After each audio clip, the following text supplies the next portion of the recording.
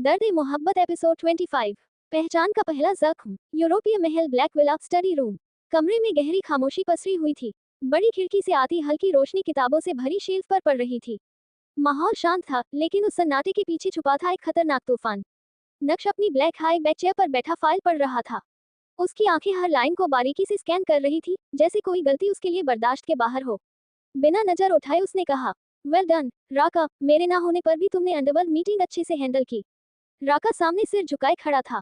उसकी सांसें तक कंट्रोल में थी, नक्श के सामने गलती की गुंजाइश नहीं थी। तभी पीछे से एक चुलबुली आवाज गूंजी, बॉस, आपकी धमकी थी, बेचारे राका भैया काम करेंगे ही। नक्श की नजर धीरे धीरे उठी। दरवाजे पर खड़ी थी एक 19 साल की लड़की, दो चोटियां, मासूम चेहरा और आंखों में शरारत। केशु। वो उछलती हुई अंदर आए और राका के पास खड़ी हो गई। राका मन ही मन बोला, हे भगवान, ये लड़की एक दिन मुझे मरवाएगी। नक्श ने उसे गहराई से देखा, फिर शांत लेकिन भारी आवाज में कहा, केशु, तुम बहुत ज्यादा बोलने लगी हो, क्या तुम्हें फिर से बाहर भेज दूं? केशु का चेहरा तुरंत उतर गया।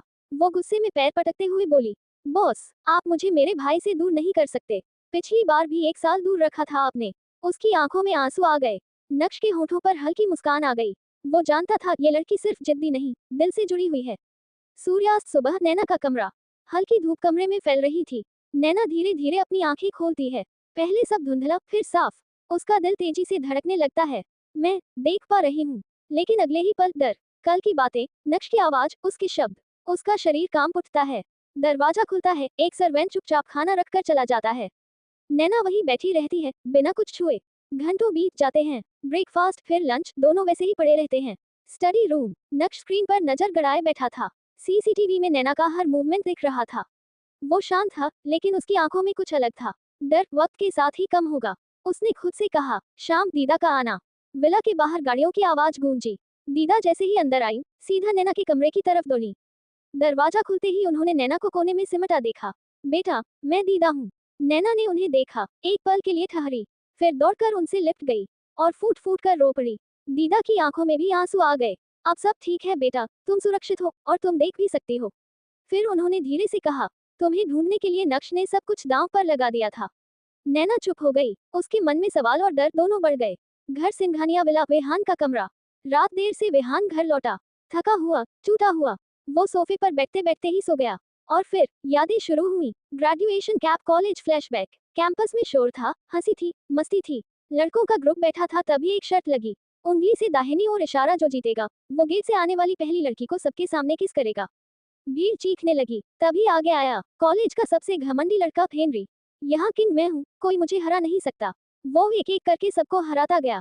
भीड़ उसका नाम चिल्ला रही थी।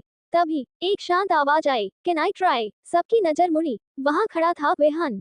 सिंपल लुक, लेकिन आंखों में आत्मविश्वास। हेनरी हंस पड़ा, तुम। ये हाथ टूट गए तो? वेहान मुस्कुराया, टूट गए तो डॉक्टर बन जाऊंगा, नहीं टूटे तो किंग। भीड़। ओह। दोनों आमने सामने बैठे। शर्त लगी, उंगली से दाहिनी ओर इशारा, हारने वाला 1 साल सर्वेंट। उंगली से दाहिनी ओर इशारा, जीतने वाला किंग। गेम शुरू हुआ। हेनरी पूरी ताकत लगा रहा था। नसें फूल गईं, चेहरा लाल। और वेहान शांत, मुस्कुराता हुआ। कुछ सेकंड बाद धड़ाम, हेनरी का हाथ टेबल पर गिरा। पूरा कैंपस गूंज उठा, वेहान, वेहान। वेहान ने बस एक लाइन कही, असली ताकत शोर में नहीं, धैर्य में होती है।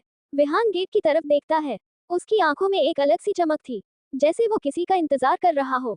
फायर, क्या आगे होगा? उंगली से दाहिनी ओर इशारा, क्या गेट से आने वाली लड़की नैना ही होगी? उंगली से दाहिनी ओर इशारा, क्या यही वो पल है जहां से वेहान की चाहत शुरू हुई? उंगली से दाहिनी ओर इशारा, और अगर हाँ, तो नैना ने अपनी पहचान क्यों छुपाई है? लाइक सब्सक्राइब करना। स्टोरी अच्छी लगी हो तो